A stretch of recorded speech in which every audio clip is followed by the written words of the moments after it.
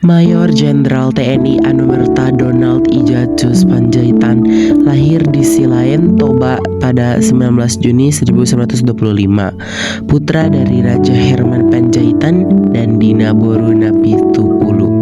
Ia lebih akrab dengan nama panggilan Donald. Donald terbilang pintar sejak duduk di sekolah dasar Hollands Inland School atau HIS. Berkat kepandaiannya, ia diterima masuk Meerut Gerbreid Leger Onderwijs atau MULO, sekolah setingkat SMP pada zaman Hindia Belanda tanpa melalui ujian. Memasuki usia remaja, Donald ditempa penderitaan yang tak terkira.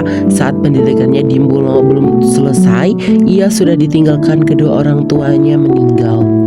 Sejak itu, Donald hidup sebatang kara. Berkat ketekunannya, ia berhasil mengatasi berbagai rintangan hingga bisa menyelesaikan pendidikan di MULO. Tak lama setelah itu, tentara Jepang mendarat di Indonesia pada akhir 1944. Pemerintah Jepang membentuk pasukan lokal Gyugun sukarela di Sumatera. Saat itu, Donald tengah bekerja di perusahaan kayu Ataka Sangyo Keboshihi Kaisha di Siak Sri Indrapura. Perusahaan tersebut merupakan pabrik kapal-kapal kayu berkekuatan 200 ton. Untuk memperoleh kayu di hutan, perusahaan tersebut mempekerjakan para Romusha dari Jawa. Sebagai salah satu pegawai, Donald pun setiap hari menyaksikan perlakuan tidak manusiawi yang diterima para Romusha. Karena berbagai peristiwa ketidakadilan yang dilihatnya itu, Donald tertarik untuk menjadi tentara. Saat Jepang membentuk pasukan Gyugun, Donald segera mendaftar dan memilih meninggalkan pekerjaannya. Donald masuk Gyugun saat Jepang perlahan kalah dalam Perang Pasifik dan kemudian menyerah pada 14 Agustus 1945. Sejak itu, Gyugun dibubarkan sehingga Donald kehilangan pekerjaan di Riau. Dalam situasi tersebut, Donald menghubungi mantan pasukan Gyugun serta pemuda-pemuda lain yang pernah mendapat pendidikan militer bersamanya. Lantas, ia menginisiasi pendirian Pemuda Republik Indonesia atau PRI di Riau. Pada November 1945, PRI melebur dalam Badan Keamanan Rakyat atau BKR. Badan semi militer itu dibagi menjadi 3 batalion, yaitu di Pekanbaru, Bengkalis, dan Indragiri. Kala itu, Donald ditunjuk sebagai Komandan Batalion Pekanbaru. BKR kemudian diubah menjadi Tentara Keamanan Rakyat atau TKR.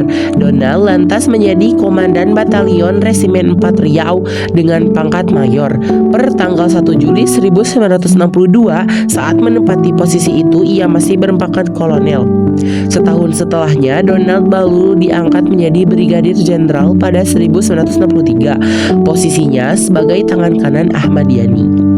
Namun, pada dini hari 1 Oktober 1965, rumah Brigjen DI Panjaitan di Kebayoran Baru, Jakarta didatangi oleh kurang lebih 50 tentara bersenjata dari pasukan Cakrabirawa.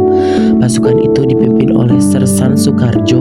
Tujuannya adalah untuk menculik Panjaitan hidup atau mati. Gerombolan itu berkeliaran di rumah Panjaitan.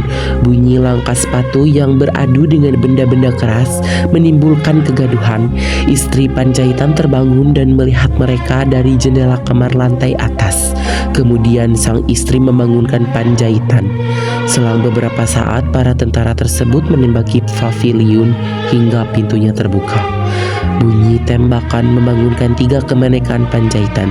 Keponakan Panjaitan sempat beradu tembak dengan gerombolan yang masuk rumah. Anak-anak Panjaitan pun terbangun karena suara baku tembak itu. Mereka berlari ke kamar orang tuanya sembari ketakutan. Panjaitan lantas menyuruh anak-anaknya tiarap di lantai. Tidak berselang lama, anak buah Sersan Soekarjo memaksa pembantu rumah tangga di rumah itu untuk menunjukkan letak kamar Panjaitan.